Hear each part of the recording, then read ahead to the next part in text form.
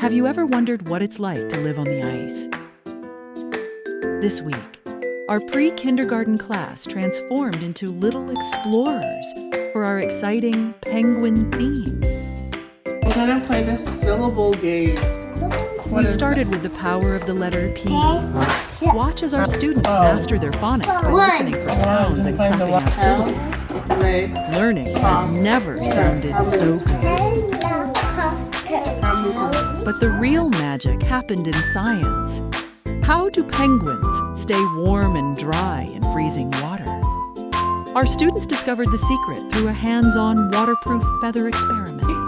For math, we brought the snow indoors. Our students used cotton balls as snowballs to master counting. They identified the number on the penguin and carefully filled the circles with the exact matching amount. Next, we unraveled a nature mystery.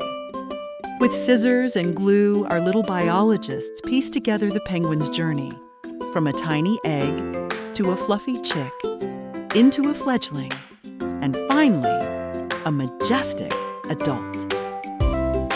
Then, we hit the ice floor.